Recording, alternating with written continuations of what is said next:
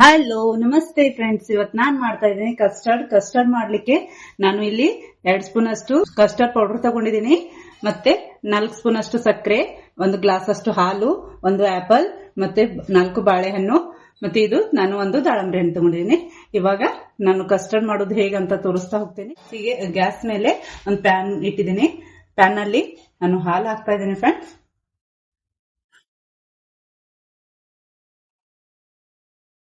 ಇವಾಗ ಇದು ಹಾಲು ಚೆನ್ನಾಗಿ ಬಿಸಿ ಆಗ್ಲಿ, ಅಷ್ಟು ಮಟ್ಟ ನಾವು ಸ್ವಲ್ಪ ಹಾಲು ಹಾಕೊಂಡು ಕಸ್ಟರ್ಡ್ ಲಿಕ್ವಿಡ್ ಮಾಡ್ಕೋಣ. ನೋಡಿ, ನಾನು ಹಾಲು ಹಾಕ್ತಾ ಇದ್ದೇನೆ. ಇದಕ್ಕೆ ಸ್ವಲ್ಪ ಹಾಲು ಹಾಕಿ ಇದು ಕಸ್ಟರ್ಡ್ ಪೌಡರ್ ಚೆನ್ನಾಗಿ ಕಲಸ್ಕೋಬೇಕು. ಈ ತರ ಲಿಕ್ವಿಡ್ ಮಾಡ್ಕೋಬೇಕಾಗ್ತದೆ ಇದು. ನೋಡಿ ಫ್ರೆಂಡ್ಸ್, ಇವಾಗ ಸ್ವಲ್ಪ ಕುದೀತಾ ಇದೆ ಹಾಲು. ಇದಕ್ಕೆ ನಾನು ಲೋ ಫ್ಲೇಮ್ ಅಲ್ಲಿ ಇಟ್ಟು ಇವಾಗ ಕಸ್ಟರ್ಡ್ ಲಿಕ್ವಿಡ್ ಮಾಡಿದ್ದೆ ಅಲ್ವಾ, ಅದ್ ಹಾಕೋತಾ ಇದ್ದೀನಿ. ಈ ತರ ಚೆನ್ನಾಗಿ ಹಾಕಿ ಮಿಕ್ಸ್ ಮಾಡ್ಕೋಬೇಕು. ಎರಡು ಕೂಡ ಒಂದು 5 ನಿಮಿಷ ಕಾಲ ಹೀಗೆ ನಾವು ಸ್ವಲ್ಪ ಇದು ತಿರ್ಗಿಸ್ತಾನೆ ಇರ್ಬೇಕು, ಇಲ್ಲಾಂದ್ರೆ ಗಂಟಾಗೋ ಚಾನ್ಸಸ್ ಬಾಳ ಇರ್ತದ. ನಾವು ಇದಕ್ಕೆ ಇವಾಗ ಸಕ್ಕರೆಯನ್ನು ಹಾಕೋಣ. ಸಕ್ಕರೆ ಕೂಡ ಹಾಕಿ ಚೆನ್ನಾಗಿ ಕಲಿಸ್ಕೊಳ್ಳೋಣ. ಇವಾಗ ಇದು ರೆಡಿ ಆಗಿದೆ. ಇವಾಗ ನಾನು ಫ್ರೂಟ್ಸ್ ಕಟ್ ಮಾಡ್ತಾ ಇದ್ದೀನಿ. ಇದು ಸ್ವಲ್ಪ ಆರ್ಲಿ ಫ್ರೆಂಡ್ಸ್.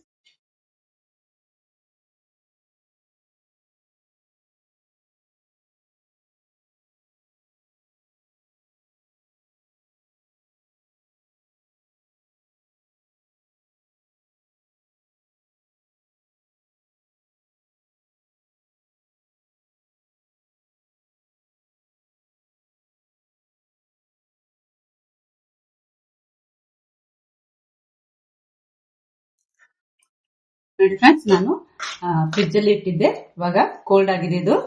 ಇದಕ್ಕೆ ಆಪಲ್ ಹಾಕೋಣ.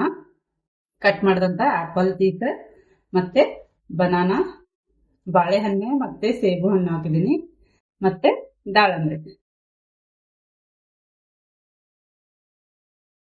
ಇದು ಮಕ್ಕಳಿಗೆ ಮಧ್ಯಾಹ್ನ ಇವಾಗ ರಜೆ ಕಾಲ ಶುರು ಆಗ್ತದಲ್ವಾ, ಅದಕ್ಕಾಗಿ ಈ ತರ ನೀವು ಮಕ್ಕಳಿಗೆ ಮಧ್ಯಾಹ್ನ ಮಾಡ್ಕೊಟ್ರೆ ಬಹಳ ಖುಷಿಯಿಂದ ತಿಂತಾರೆ. ಮತ್ತೆ ಇದು ಹೆಲ್ದಿ ಕೂಡ ಇರ್ತದ.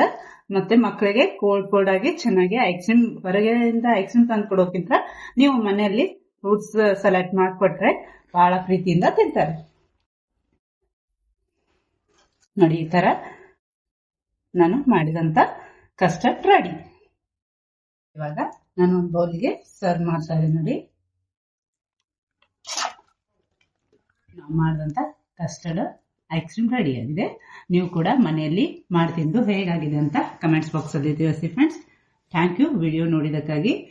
ಹೆಲ್ದಿ ಅಂಡ್ ಟೇಸ್ಟಿ ನೀವು ಕೂಡ ಮಾಡಿ. Thank you.